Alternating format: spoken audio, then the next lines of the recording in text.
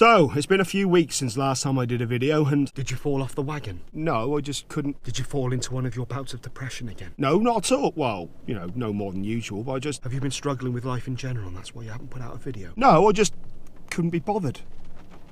Oh, are you allowed to do that? So with that said, here's a few hints and tips to get on with things when you just can't be bothered.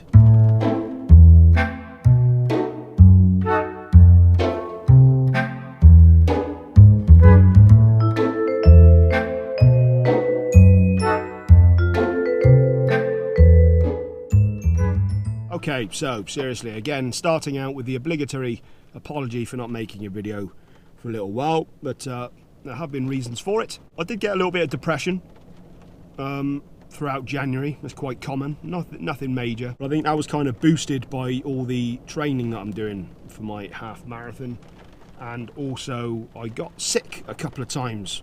I come down with a pretty nasty cold a couple of weeks back, and being the idiot that I am, or the stubborn bastard that I am, I didn't stop training, and instead I trained right through the illness, and therefore it's never truly shifted. So my energy levels have been pretty goddamn bad. But that does actually factor somewhat into some of the things that I'm going to say today, because this is all about sort of hints and tips, I guess, of how to stay on the straight and narrow. A lot of people obviously want to stay away from alcohol or bad food or whatever it may be, and you know, you start off with all that enthusiasm at the beginning of January or whatever, and then it kind of slowly ebbs away and you start getting bored and you start making excuses of why you should do what you shouldn't be doing again, and you know, things start to happen. So here's a couple of things that I've realised relevant to what I was just saying. Not drinking is not enough, or eating healthy is not enough, or should I say cutting down on bad things is not enough. You actually have to concentrate on eating properly, and that's where I've been going wrong in January. I've realised I've been doing a lot of training, but I've not been getting the right nutrition in, and I've been pretty goddamn exhausted as a result of it. I actually started tracking what I was eating through an app called Chronometer, and I was somewhat surprised to see that I was getting nowhere near enough protein that I should have been getting, especially the fact that I've been training so much as well. So my body wasn't repairing properly.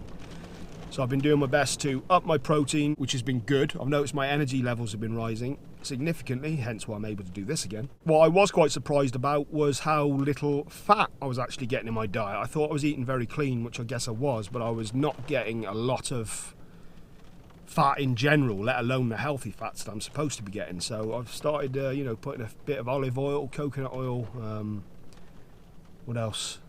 Cod liver oil, avocado. I mean, I could go on. Yeah, into my diet, and it seems to be working. My energy levels have definitely been getting better. Though I still have this goddamn chest infection, which just isn't pissing off. But the reason I bring this up is because a great way to stay on the straight and narrow is to actually really look at what it is you're eating. You are what you eat, after all. So if you don't drink but you still feel like shit, then there could be other things for it as well. It's not just about eliminating one thing from what you're doing. It's also about making sure you're getting all the good stuff from other things as well. So because the better you feel, the more energy you're going to have to do the things that you love. So my first point is, yeah, eat healthy. You know what I mean? Get the energy that you need for it. And my second thing that I wanted to talk about was find something that you're passionate about. Another one of the reasons that I haven't been doing videos regularly lately is I've really, really immersed myself in the training that I'm doing. It's all I think about.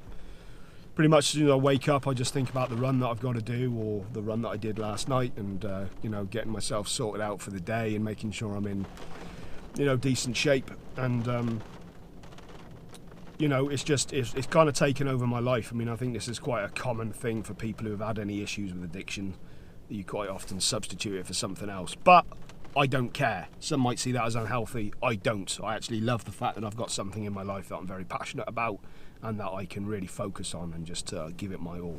I was training on the build up to Christmas, and my workouts had no fire in them whatsoever because I wasn't being very specific about things, whereas now I'm following a very strict program, 10-week program, and the running that I'm doing, just, I don't know, everything feels better. It has a purpose. There's a point to doing it, and that helps in that just helps in so many ways. It just gives me a focus that isn't the bad shit, you know what I mean? So yeah, try and find something you're passionate about. It doesn't have to be exercise, you know, it can be whatever it is that you want, whether it be, you know, creating music or being an artist or starting your own business, whatever it is. Just get into something and really stick with it and just give it your all, give it all your focus. So I guess a continuation of this point as well is that the only person in life you can control is yourself. You have absolutely no control on what other people do. You might think you do, or you might like to think you do. You might get frustrated with other people. And that might be one of the reasons why you fall off the wagon, or you know, we all have these ways of, you know, coping mechanisms. Because people can be, you know, hell is other people, as they say.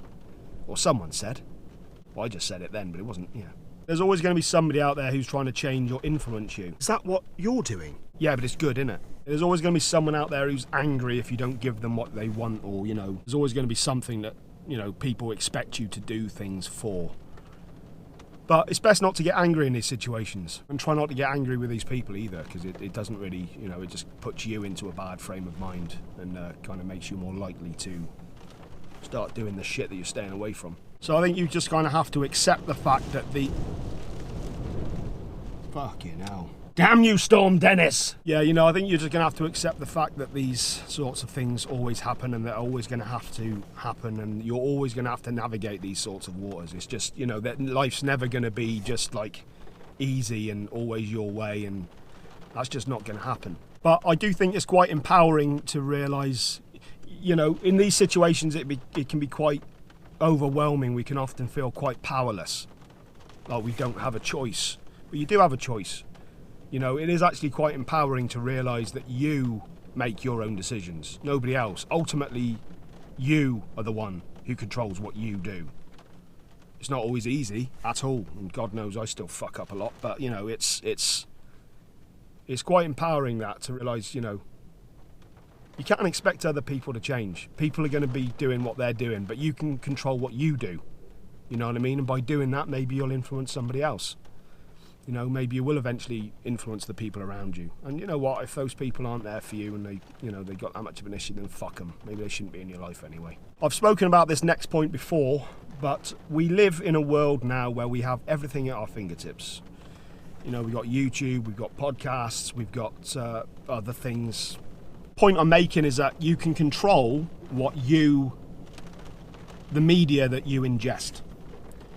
So why not make it positive stuff? You know, why not listen to other podcasts like Rich Roll or Joe Rogan, or, you know, who else is there?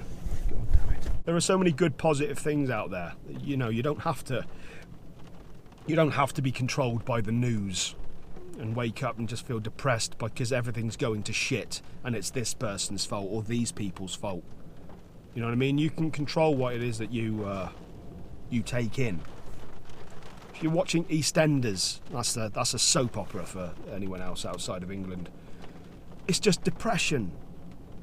You know, all those soap operas, man, they're just built on depression. Everything's shit. Everything's crap. So just stop watching stuff like that. All of us need to be reminded of why we're staying on the straight and narrow a lot of the time. So, you know, if you're into the fitness side of things, just go on YouTube and whatever discipline it is that you're into, find videos on that. Find people who are training for that stuff. Find people who are eating for that sort of stuff. If you're listening to podcasts, do the exact same thing. You know, the books that you read, everything. It's all positive stuff that you can decide to put into your life. I used to be quite into conspiracy theories, but the older I'm getting, I think, you know, a lot of the manipulation and the control that we think we're under by so many other people, I think a lot of the times we're actually doing it to ourselves. Do you know what I mean? We buy into it. Everyone loves to bitch. Everyone likes to talk shit about other people. Everyone likes to blame somebody else for what their actual issue is. And I just think, you know, self-reflection and you trying to lead a better life, that's where the true power comes from, and that's where you can really influence others. You know what I mean? And you can do that a lot by just filling your head with positivity. You know, because there's a lot of good stuff out there. If you're just going to watch nothing but negative stuff all day, then don't be surprised if you're just going to be a negative arsehole. Same as if you're just surrounded by negative people all the time.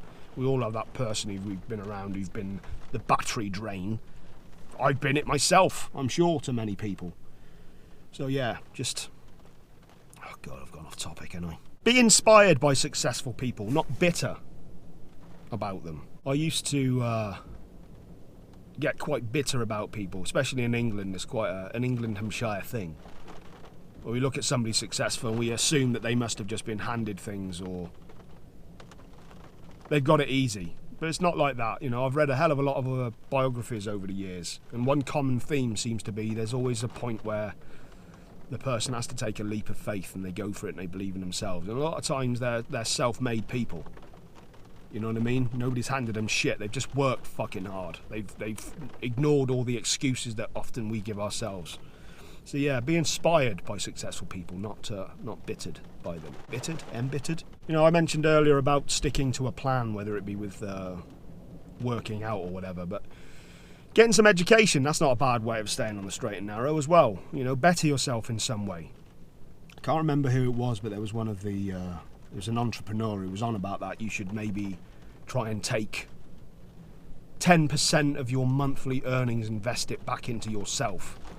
But not through savings and stuff, through, you know, knowledge, whether it be, you know, enrolling on a course or, you know, whatever it may be.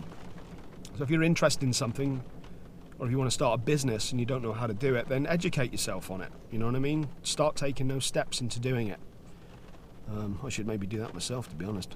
If you're struggling with your diet, if you're struggling with what you eat, whether it be because you're not putting on enough weight or you're putting on too much weight, or like I've been over the past couple of months, I've been just, you know, eating not enough of certain macros.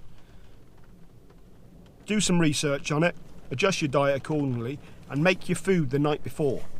Prepare everything the night before so that you've already got everything mapped out for the next day. You know what I mean? So again, it's like, okay, I know when I go to work or whatever, I've got all my stuff with me and I know how much there is there. I know what it is that I'm eating and it's all prepared for me. And I know that if I eat any more than that, then it's, you know, I'm going into excess. So I'm such a fun guy. I measure my food as well. God, I need to live. This is a difficult one, this one, because, you know, if you're struggling with sort of addiction issues, then this is a difficult one to do. I've found I've actually been able to do this with food, but have a cheat day. So I'll have 6 days of the week where I eat very lean, very clean, very nutritious, and then on the Sunday I just have a day where I'm just like, you know what, I'm just going to do whatever today, I don't care. And I find that it normally keeps my weight under pretty good control. So maybe that's something you can implement. Doesn't work with alcohol, or at least it didn't with me.